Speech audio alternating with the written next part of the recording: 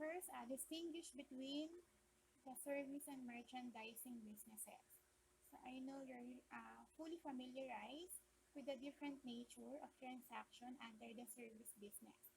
So now we're going to discuss the nature of the transaction under the merchandising businesses. And then second is describe and illustrate the accounting for merchandising transactions. So this includes the following: sale of merchandise, purchase of merchandise, transportation costs, sales taxes and trade discounts, and dual nature of merchandising transaction.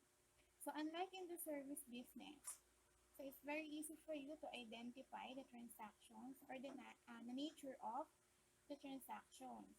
Because the only nature or activity under the service business was to provide service for you to be able to have a profit. In merchandising business, so it has dual nature of merchandising transaction. Because you first bought your item or merchandise that you will be going to sell to your customer before you able to have a profit. So, bibili ka muna and then bago mo siya ibebenta. So, you will encounter dual nature of transactions.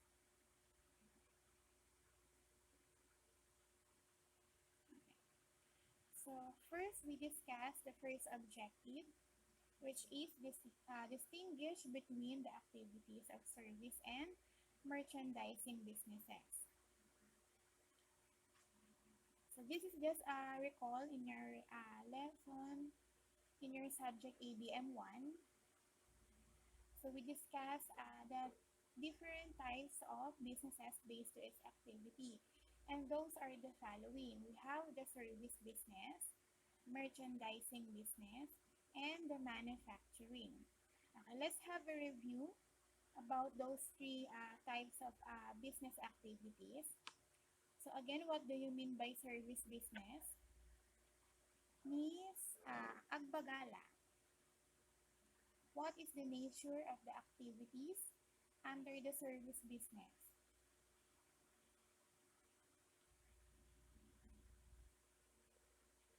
How they generate profit?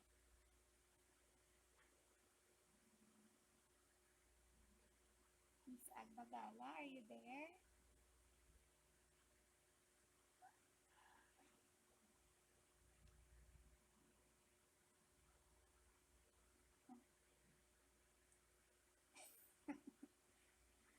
Help daw. Miss Colly Maris.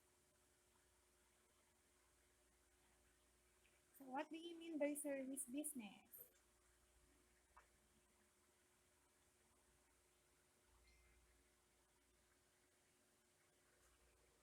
Colly,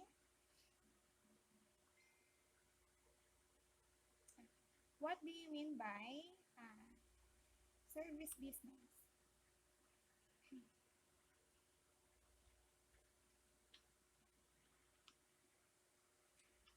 So, ano ba yung mga activities under the service business? So for us to distinguish the difference of the different nature of each activity, types of business.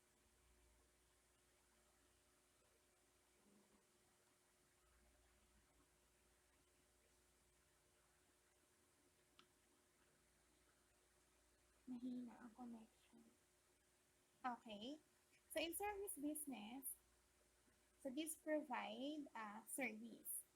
So the main nature of the transaction is to provide service, and service is provided by a manpower. And in merchandising business naman, so this involves the buy and sell of goods.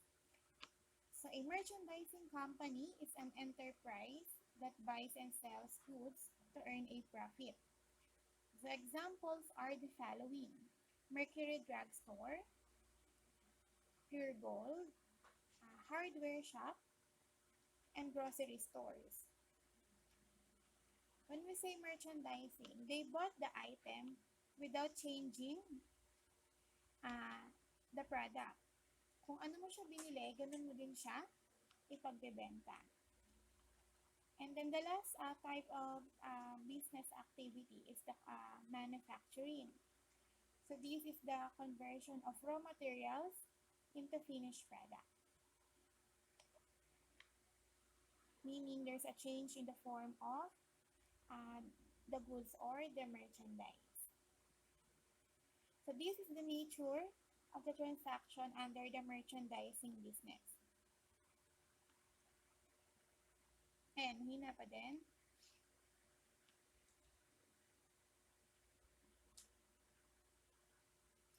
Okay, so this is the operating cycle. So under the merchandising business, the first activity was the purchasing activity. So this is where you bought your products or merchandise for the purpose of reselling it to your customer. So once you sell or sold the products that you purchased, so this may undergo the sales activity. And in the sales activity, so dalawa po yung ating method in selling our product. Either it is on cash, so kung cash basis siya, so diretso agad tayo sa cash. But if there's a terms or an account, so magkakaroon tayo ng accounts na accounts receivable. So ito yung pag nagbenta tayo ng on account or on credit. So if we have these terms in our sales activity, so magkakaroon pa tayo ng third activity, which is the collection activity. So this is the activities where you are collecting or receiving the payment of the accounts receivable from your customer. So unlike kapag cash tayo nagbenta, so during the sales activity, direct na agad tayo sa cash. And once we already have the cash, so magkakaroon ulit tayo ng money or puhunan para makapag-purchase ng another product na ibebenta ulit natin.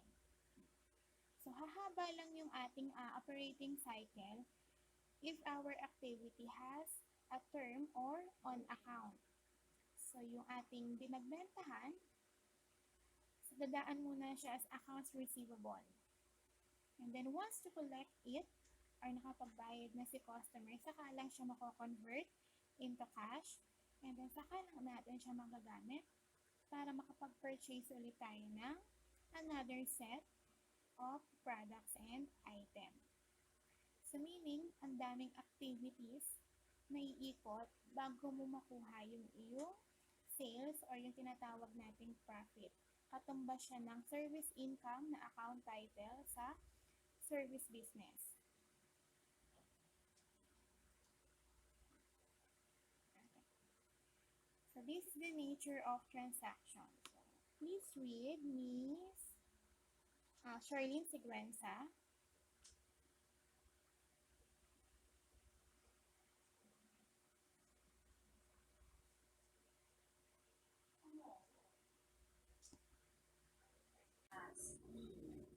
Sale for customers in the normal course of business.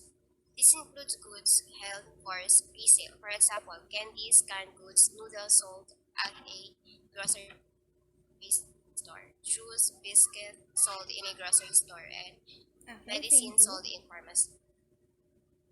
So the nature of transaction of a merchandising business is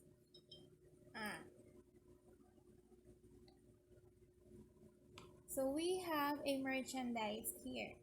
So when we say merchandise, so this is the inventory or the product itself, or the goods or the items that held for sale to customer. So examples of merchandise. So if you were a sari-sari store, so the candies, canned goods, noodles, so those are the merchandise in a sari-sari store. So meaning those are the products or the items na ipinagbebenta. And example din dito ay mga juice and then biscuits. If you are a pharmacy or a drugstore, so their products are medicines. So those are what we call merchandise. Kasi iba na po yung ating terms or account titles na gagamitin under the merchandising business. So may ibang same in the service business. Like for example, mga expenses account natin. So same pa rin siya. Kung anong expense account na account titles na ginagamit natin under the service business, we still be using it in the merchandising. So again, merchandise or the account title merchandise inventory. So those are the items or the goods or the products that held for sale to customer. So if a grocery decided to sell an old computer used in the office, so this would not be merchandise. So because grocery stores do not normally sell computers, and the store is simply selling of old office equipment. So but a computer would be merchandise for a computer store who resells computer units. So merchandise for one firm may be a fixed asset or property and equipment or another. So hindi lahat ng ipinagbebenta ng isang merchandising business can be a merchandise. So when we say merchandise, ito yung mismong product na ipinagbebenta for purpose for resale to earn profit or to have sale. For example, in this statement, so a grocery store sold its old computer set in the office. So meaning nagbenta siya ng fixed asset, and that is a equipment, a old computer. So yung pinagbentahan mo ng computer, na yung old computer ng business, was not recorded or journalized as merchandise. Why?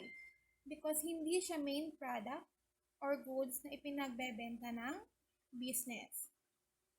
So in analyzation, kapag i-journal entry niya siya, still equipment pa rin siya. Kung ano siya mismong nature of transaction. But if you, for example, sold an item, which is your merchandise talaga, so yung iyong i-entry sa journal entry mo is the account title, merchandise inventory. So see the difference?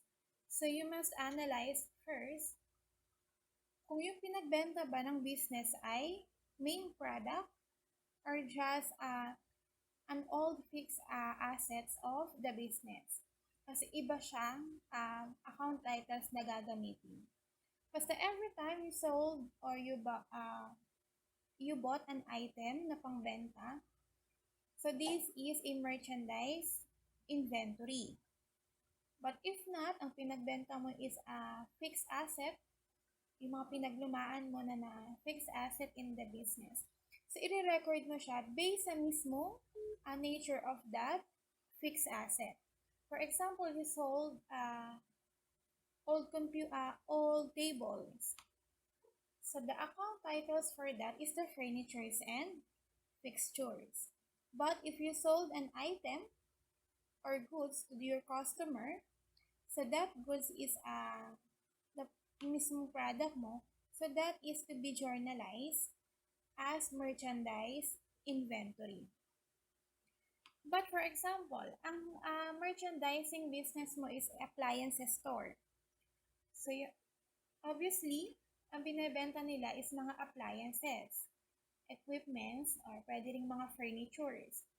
So sila ay pag nagbenta ng, for example, is a brand new na table, so that table is already a merchandise inventory. Why? Because that table is their main product. Because the company or the business is a furniture shop or either a appliances store. So, naintindihan po? What do you mean by merchandise inventory? Okay. So, another example. So, in another example, a pharmacy decided to sell a table used in their display area. So this table is not a merchandise of a pharmacy.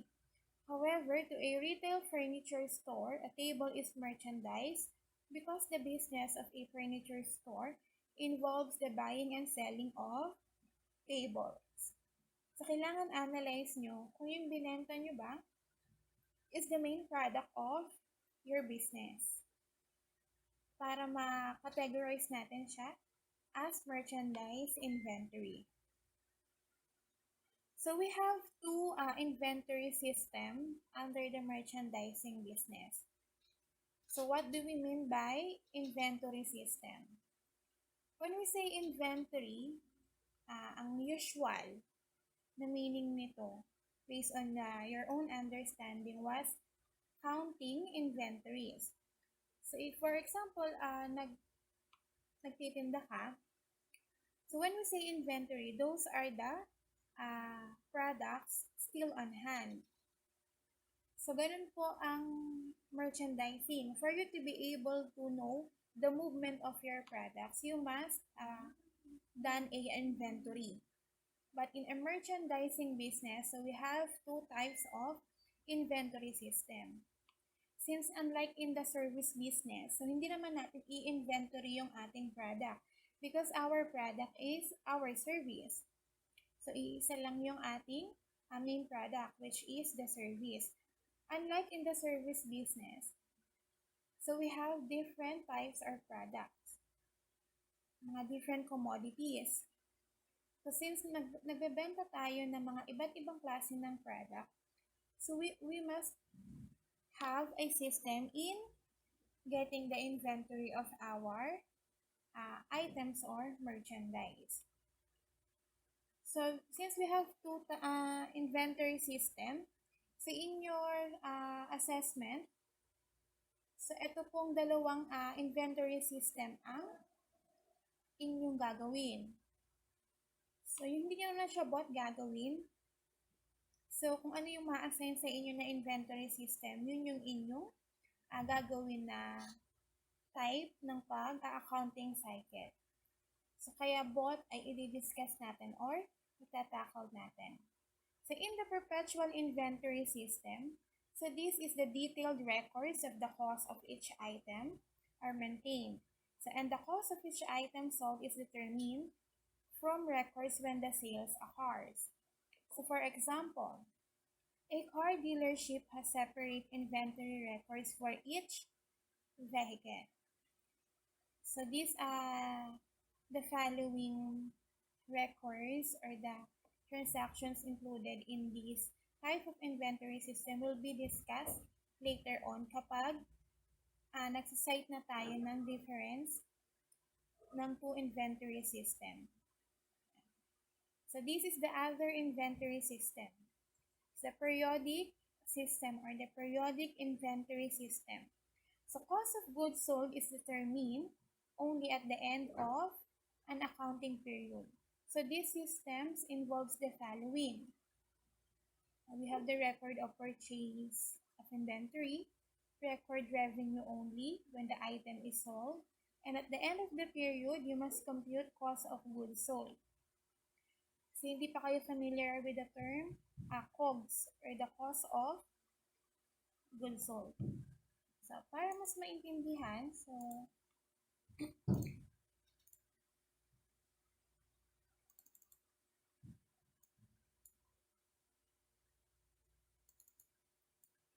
natin yung difference.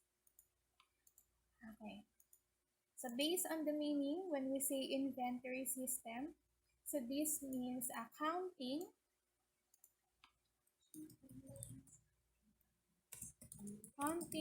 merchandise or items or the products.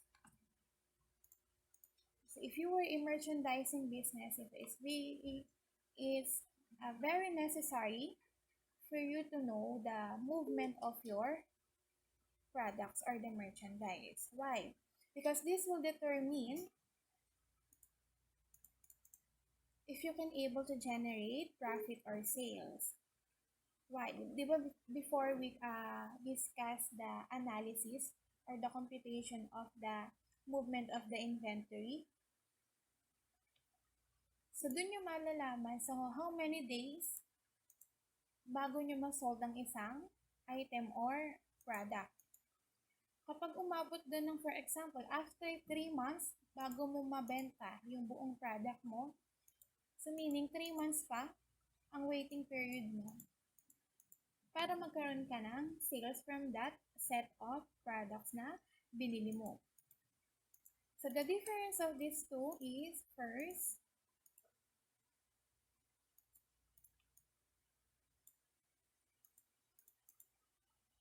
so in periodic inventory system, so occasional physical count of inventories. So meaning from the word periodic, so there's a certain period which usually the end of the month nagka-count ng inventories. So meaning yung inventory system mo or process mo ay ginagawa mo lang at the end of the month. So meaning pag naka-count ka ng inventory, mga on hand mo na merchandise ay laging at the end of the month. So depending upon on the business, kung ano yung set na date niya to do the inventory. But when we say periodic, meron lang siyang nakaset na date, and usually that is end of the month. Next is the perpetual inventory system. So when we say perpetual, this means continuous. So continuous and on-track recording of inventories. So when we say continuous or perpetual or on-track, meaning every time na mag-sold ka ng item or ng product or ma-out siya sa iyong inventories, automatic updated ang iyong inventories. And then when you purchase, for example, you bought a new sets of your merchandise na ipagbebenta. So in your inventory, updated siya na nagkaroon ka ng new sets of products or nag-increase yung iyong inventories. So that is one of the difference of periodic inventory system and perpetual inventory system. Again, in periodic, so usually at the end of the month lang, nagka-count ng inventories. Meaning at the end of the month, saka mo lang malalaman how many of your inventories are still on hand. Unlike in perpetual inventory, every transaction either in or out, or sold or purchased of your products, updated ang inyong inventories. So, ba't kaya ganun? May difference pa. Because in periodic inventory system, nalilate sa ano. Okay. Because in the periodic inventory system, so inventory system used by merchandising business that sells numerous number of goods or products relatively lower in value. So meaning those are the merchandising business that sells numerous number of products. So ibig sabihin, madami siyang product na ipinagbebenta. That's why usually at the end of the month lang siya mag-count ng inventories. Imagine examples of merchandising business that has or that sells numerous number is a sari-sari store. So sari-sari stores have different products, either condiments, candies, biscuit, or kung ano-ano pa. So if you're going to do the inventory for a sari-sari store, applicable ba na, for example, daily nyo siya i-inventory? Meaning, pagdating sa candies, at the end of the day, iisa-isahin mo siyang bilangin para malaman mo ilan yung on-hand mo. So, ang haba ng time na makakonsume mo pag ganun na gagawin mo ng way of getting the inventory. That's why, so those merchandising business like sari-sari store or any merchandising business that sells numerous number of goods, so they use periodic inventory. So at the end of the month ang kanila. So ibig sabihin, for the whole month, once lang sila mag-count ng kanilang inventories. So who among you Or baka yung parents nyo na ang business ay sari-sari store. Meron ba? Sino dito ang may sari-sari store?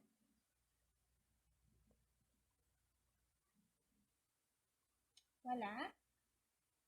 So kung meron man, so imagine para malaman mo lang kung meron kang nawawalang item or mali ang recording mo, so inventory will tells you. While in the perpetual naman, bakit daw siya continuous or on track ang recording? Because this is used by merchandising business that sells few items or products relatively higher in value. Examples of these are examples of periodic inventory system is the sari-sari store. Kasi marami silang product and then lower in value. So just meron ka mabibili dyan na worth na 1 peso. Candies, just like that, or biscuit. The same as the grocery store. So they sell numerous number of goods but lower in value or cost. So in perpetual naman, so those are the business sells few items or products relatively higher in value. Examples are the following. We have the appliances store and the furniture shop. So dito, madedetermine mo yung type ng product na meron lang ibinebenta ang isang business. Appliances store. So examples are microwave, television. So yun lang yung mga types of products na ibinebenta niya. So few items lang, but higher in value. Wala kang mabibili dito na amounting to 100 pesos, 50 pesos. Unlike those businesses under the periodic inventory system. So how they do continuous or on-track recording. So since few items lang ang binebenta under ng perpetual inventory, so once na, for example, may bumili ng product nila in appliances store, so in their inventory, so they have 15 sets of the same product of a television. Once na may bumili, so automatic, so babawasan na agad nila yun sa inventory nila or i-decrease nila. Mas mabilis matrack or ma-adjust ang inventories under the perpetual. Kaya nagagawa nilang continuous or perpetual ang kanilang recording ng inventories. Okay, naiintindihan po yung difference ng periodic inventory and perpetual inventory system? Okay. So, since yan yung dalawa, so both of these two system, may sarili silang accounting cycle set.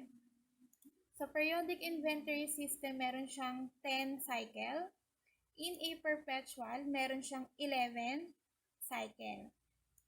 And then, parehas po yun ay ating i-discuss. So, babalik na naman kayo sa paggagawa ng accounting cycle starting from the journal entry. Because the chart of account is already given. So, minus na yun dun sa inyong gagawin. Unlike in the service business, you have 10 accounting cycle but included pa din yung chart of account. Here in periodic inventory system, so you in merchandising business na accounting cycle, so in periodic, meron kayong 10, excluded dun yung chart of account, wala dun. And then in the perpetual inventory system is 11, excluded yung ating chart of account. Pagka-cycle kasama siya. 11 ang gagawin nyo, pero hindi nyo nagagawin yung chart of account. Okay, so, accounting cycle is now waving at you. Nagwe-wave na ulit si accounting cycle sa inyo. Okay, additional considerations. So, can you please read the first bullet? Miss Ashley Domanico.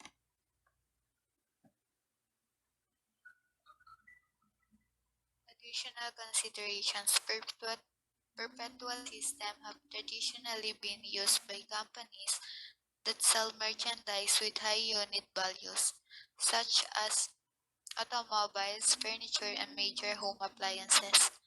With the use of computers and scanners, many companies now use the perpetual inventory system. Okay, thank you. So, in perpetual system, sabi nga so, those are the companies who sell merchandise with high unit values or mataas yung kanilang price because those are the automobiles, furniture, or home appliances. Okay. Next bullet, kindly please read, Mr. Raymart. The perpetual inventory system is named because the accounting records continuously perpetually show the quantity and cost of the inventory that should be on hand at any time. The periodic system only periodically updates the cost of inventory on hand. Okay. So thank you. In perpetual inventory, so the records of the inventories is continuously or perpetually na nakakaptured.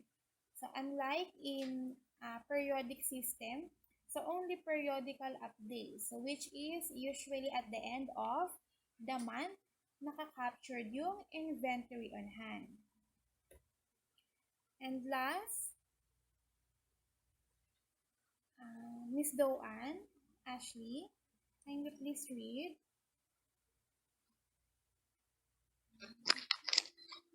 A perpetual inventory system provides better control over inventories than a periodic inventory, since the records always show the quantity that should be on hand. Then any shortages from the actual quantity and what the records show can be investigated immediately. Okay, thank you. So again, in perpetual inventory system, so this provides better control over your inventories. Why? Because every time na mag-purchase ka ng items, maa-add siya sa inventory mo. And every time na nag-sold ka ng merchandise, so maa-update siya or malaless siya sa iyong inventory. Unlike in the periodic inventory system, so hindi mo makakaptured agad kung meron ka ng missing shortage ng iyong inventories. Because at the end of the month, saka mo lamang malalaman yung iyong inventories na on hand. So kaya usually ang ginagawa ng mga businesses ngayon is perpetual inventory system. Para malaman nila if may nawawala na silang item or product na hindi naman nakalista sa under ng sold items nila, but in their inventory is wala na. So by then, so the record shows can be investigated immediately. So now we will going to be familiarized, since you already know the difference of the periodic and perpetual inventory system. So we will going to familiarize with the different accounting titles that you will be going to use in journalizing. So actually additional ano lang to, account titles.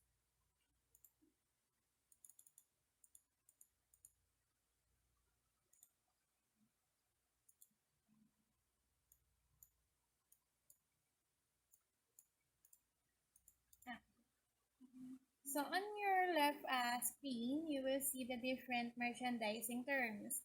And in your right screen, so dito natin ilalagay or i-determine kung yung account titles na ipapamiliarize natin is under the buying and selling. So because we have two or dual nature of transaction under the merchandising business. And then, i-determine din natin yung normal balance niya. Either debit and credit. So, this the account hindi siya nagde-determine ng this one is the debit and the other side is the credit. So, nagawa lang ako ng division para ma-distinguish natin yung under ng buying and under ng selling na transaction. So, first term, purchases. So, we have new account titles. So, one of these is the purchases. So, it's the term that refers to goods or items bought for resale. So, things bought by the business for use in its operation and not for sale will not fall under this term. Wala pa akong tanong pero nasagot na. Very good. Okay. So, yung purchases daw is account title that refers for the items that we bought for resale. So, meaning, kapag bumili tayo ng merchandise inventory, ang ating account title for that is purchases. And that is under the buying. Very good.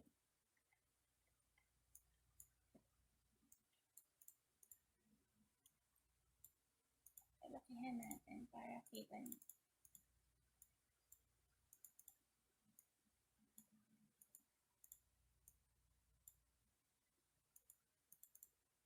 Okay, si purchases po na account titles is buying. Example ng ating transaction. Okay, example na ako. Bought merchandise on account. For example, amounting to 500. So, di ba ang rule natin ng debit and credit? Debit is the value received and credit is the value parted. So, dito ko lagay yung debit ko. Credit.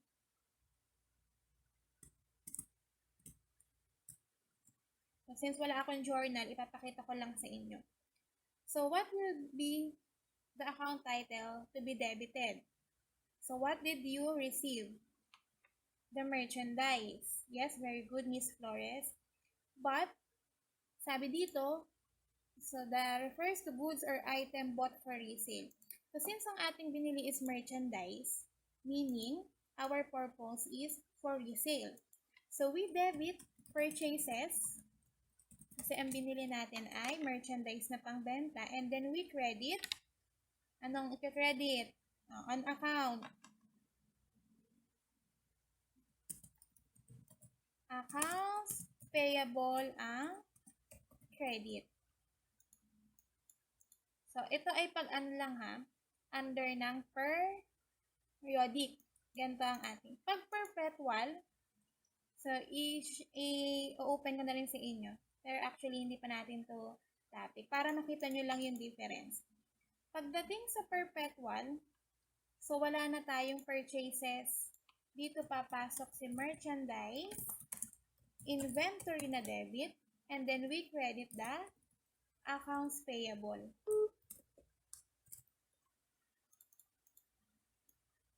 So, kapag merchandise ang binili natin, pangbenta. But, for example, ang binili mo is stable, an account. So, what is your debit and what is your credit? Sabi sa meaning, so things bought by the business for use in its operation and not for resale will not fall under this term. So, if ang binili nyo ay hindi pangbenta, so hindi siya papasok sa account title na purchases. So, kung anong actual nature siya na account, dun nyo siya i-journalize. So, what is stable? What account title is stable? Very good, Ms. Charlene. So, this is furnitures and fixtures. So, we debit furnitures and fixtures and we credit accounts payable. Okay. Okay, naintindihan po yung purchases. So, magre-record ka lang sa kanya kapag ang binili mo is merchandise or items bought for resale. So, buying yun. Very good. Next, another account title. Purchase, returns, and allowances. So this refers to goods returned after the purchase due to some defects or wrong specification or other reasons. So hindi maiiwasan in a merchandising business that upon delivering of the products or the items to your customer ay magkakaroon ng defects. For example, na-deform yung isang product. So since pangbenta mo yun, so hindi mo siya maibebenta the same value with the other product na okay yung kanilang specification. For example, wala siyang defect. So, pwede nyo siyang i-return dun sa pinagbilihan nyo ng item or ng goods. Actually, you have two options. May separate talaga tayo na purchase return. So, since this is purchase, still under in the buying section of the nature of transaction. So, purchase returns. Paghiwalayin ko lang ha because actually you have two options. But in your assessment, ang gagamitin nyo ay magkasama na siya. Purchase, return, and allowances. Allowances.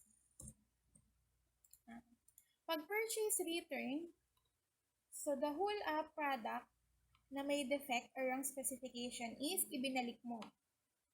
Either you request for another item or palitan ng supplier or ibalik yung ibinayad mo. While in the purchase allowances, so wala kang ni-return na goods na may wrong specification and defect, but pinabawasan mo or nag-request ka ng deduction or allowances in the amount of the product. For example, bumili ka ng isang, for example, you're selling a cell phone. Yung isang binili mo from your supplier is may scratch sa case. So, assuming na kaya mo pa siyang ibenta, but not the same in the value of the other products na in good condition, so pwedeng wag mo siyang i-return dun sa supplier mo, but humingi ka ng allowance. For example, the actual amount of a in good condition na product is 5,000 each of the item. Yung isa na may defect or either wrong specification, so pwede kang manghingi ng allowances sa kanya but without returning the item. For example, pwedeng humingi ka ng allowance na 500. So, mabibili mo na lang siya ng 4,500. So, that is purchase allowances. But, if pag i-return mo yung product na may defect, so that is purchase returns. Either you pagpalit ka ng new product na in good condition or hingin mo pabalik yung ibinayad mo dun sa item na yun. Okay. Yun po yung difference ng purchase return and purchase allowances. But in assessment, in TESTA, in bookkeeping, and C3, so ang ginagamit po ay magkasama na. So, meaning, either na in-return niya or nanghingi lang ng allowances, so ang gagamitin natin is purchase, returns, and allowances. So, hindi na kayo gagamit ng separate account. Okay, example na transaction para ma-analyze nyo lang. For example, is bought, hindi na. Kanina, bumili tayo. Now, return.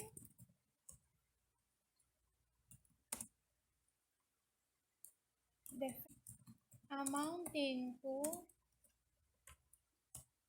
500. Kanina 500 yung item natin. Kunwari 200.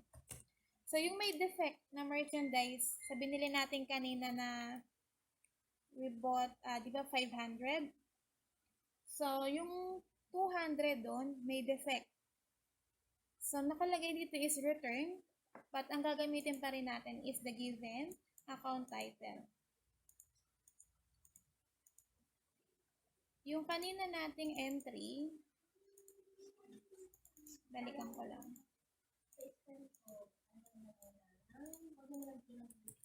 Ayan, para i-connect natin. So, return defective merchandise amounting to 200. So, balikan nyo po dito. Kanina, so ito yung connection niya. Kanina, we bought a merchandise on account. That's why we debit purchases and then we credit accounts payable. Now, we return the defective merchandise amounting to 200.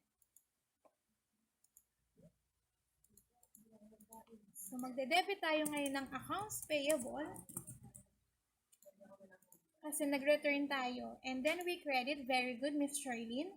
We credit the account title, purchase, returns, and allowances. So, by that, nakikita nyo na agad yung normal balance ng account. So, meaning, si purchases, ang normal balance niya ay, ano po, debit. And then, si purchase, return, and allowances, normal balance is credit. Now, take note for the normal balance. I know you already know the importance of the normal balance of each account. Okay, naiintindihan po si purchase, return, and allowances. Okay, next. Purchase discount. So, refers to the deduction from the invoice cost due to prompt payment. Example natin dito. Baguhin ko to ha. On account siya but with terms. 2, 10, and 30. When we say 2, 10, and 30, so may terms tayo. So magkakaroon tayo ng 2% discount kapag nakapagbayad tayo within 10 days. And then, kapag lumampas na yung 10 days and then hindi pa rin tayo, and meaning is the net amount to be paid in 30 days. So, meaning dito, nag-purchase tayo ng 500. Credit tayo ng 500. This time, so 200. And then, 200. So, paano tayo ngayon magkaka-purchase discount? For example, sa next transaction, pay the full account. Connection siya dito, ha? So, nagbayad tayo ng full account. So, what is our debit and what is our credit? First, determine muna natin magkano ba yung ating babayaran na account. So, in computation, first, we have 500 na accounts payable. And then, on the second transaction, nag-return tayo, so meaning nabawasan yung ating account. So, meron tayong 200 na ilales dun sa ating 500 na actual amount ng ating utang. So, meron na lang tayong 300 na accounts payable. So, this is our amount for the accounts payable. I-move ko pa dito. Next. So, we will going to compute the discount. Assume na ito ay nangyari ng January 1. Ito nangyari ng January 3. And this is nangyari ng January 5. So, in computation of the days, pasok siya dun sa term na 10 days. Kasi yung 210, ang meaning niya is 2% discount to be paid within 10 days kapag nabayaran yung account. So, since binabayaran natin siya on January 5, count kayo, pasok siya sa 10 days. So, meaning makaka-avail siya ng discount. So, from the accounts payable na natitira na 300, so, i-compute nyo yung discount. So, meron lang tayong 2%. So, this is the discount. Term ng discount. So, meron tayong 2%. So, get natin. So, by 300 times natin yung discount. So, meron tayong discount na 6 pesos.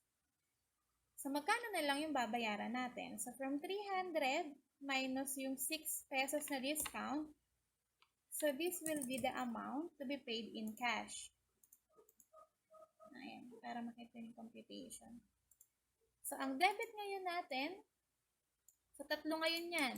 Accounts payable, discount, and cash. So, magkakaroon tayo ng 3 account titles involvement in paying off the account. So, ang debit natin, ano yung binayaran natin? Ito muna ang tanong ni ma'am. Ano yung binayaran natin? Yung ating utang. Very good. So we debit accounts payable. So, wala nang purchases involvement dito. Why? Ang transaction, nagbayad tayo ng utang. So, yung binayaran natin is utang. So, may-debit natin si accounts payable. How much daw si accounts payable based on your computation? So, may 300 tayo. And then, our credit is the discount. So, since this is under the purchase, balikan nyo yung transaction, galing siya sa purchase. So, magkakaroon tayo ng credit na purchase discount. Magkano yung purchase discount natin? 6. And then, another credit na cash. Na magkano na lang yung cash natin na babayaran? So, 294. So, this is your debit. This is your credit. Diba, rule natin, debit amount should be equal to your credit amount. So, 300 ang debit nyo, 300 din ang credit nyo. Meaning, tama. So, ganito po ang paggamit ng account title na purchase discount. Naintindihan po? So, laging ganito kay accounts payable. So, si purchase discount is another buying na accounts titles. So, normal balance is credit.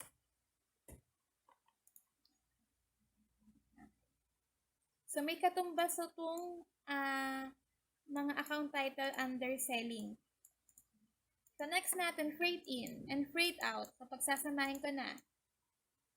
So, freight in refers to the transportation cost of the goods bought for sale. And freight out refers to the transportation cost goods sold to customer. Okay. Both siya ay expense account. But under buying, si freight in, and then ang ating freight out is under ng selling. So, when we say freight, this is the delivery cost or the transportation cost. So, bakit in? Because the product is going in your business. Kasi under siya ng buying. Ito itong line na to, the markable line in the middle, this is the business. So, yung goods, galing kay supplier, papunta sa business, the transportation cost is freight in. And then, yung goods na kay business na, binili ni customer, so i-deliver ngayon ni business kay customer, sa palabas ngayon yung goods. So, that is freight out. These two are both expense account. So, anong normal balance ng expense? Nilimutan? Debit. So, very good. Meaning, both pareha sila under buying and selling. So, since expense sila, debit ang kanilang normal balance. So, merchandise inventory, you already know. So, this is the goods or the merchandise na pangbenta. Next is sales. So, ito naman yung katumbas or katapat na account title ni purchases under ng selling. So, sales is an account used to refer gross receipts of the business from the sale of merchandise. So, pag binenta mo na yung merchandise mo, saka kang magkakaroon ng sales. Example, sold merchandise on account. So, since nag-sold ka on account, do you receive cash? Iba hindi. Kasi on account. So, ang madedebit mo is accounts receivable. And then, credit natin ngayon si sales kasi nagbenta tayo. And the amount is 500. So, normal balance of the sales is credit. So, same with this one, the sales return and sales allowances. But this time, this is under selling. Sa section naman siya ng pagbebenta. So, magkakaroon din tayo ng sales return and allowances. Balikan natin dito sa transaction. Dito naman, so since tayo ang nagbenta, tayo yung makaka-receive nung ni-return ng ating customer.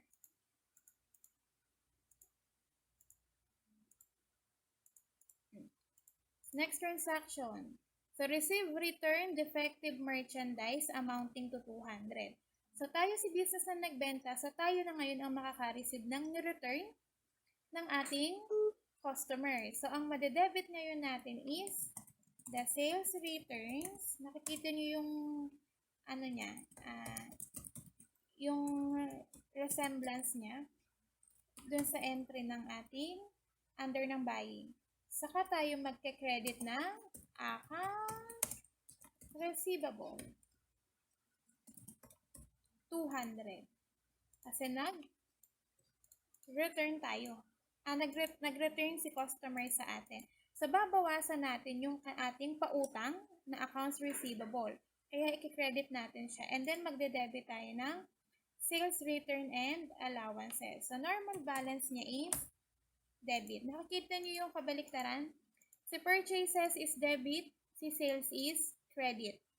Purchase return allowances is credit. Sales return and allowances is debit. Next is the sales discount. Okay, last na ito dahil makakonsume na ulit natin ang time ni ma'am.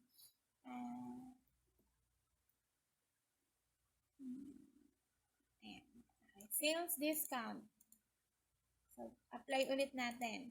So, this time, so hindi tayo ang magbabayad. Kasi under tayo ng selling, so tayo yung makaka-collect. So, collect the full account.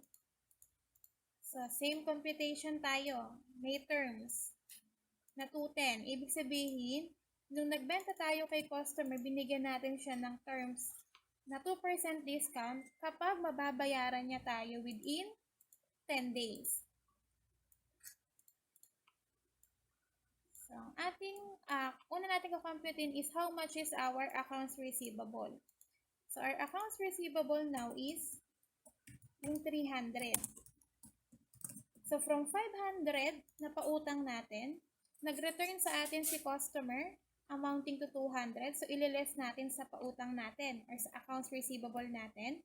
Kaya magkakaroon tayo ng 300 na accounts receivable. And then, nagbayad siya or nakakolect tayo within the terms na 10 days. So, bibigyan natin siya ng term discount na 2%. Huwag malilito sa pag-compute ng discount. Kapag 2%, this is 0.02. Pag 20%, 0.2. Nai-multiply nyo dun sa ating pagko-compute ng discount. So, the 6 pesos now is our discount and our cash na mako-collect is 294. So, ano ngayon ang debit natin? Ano yung marireceive mo na nakakolect ka?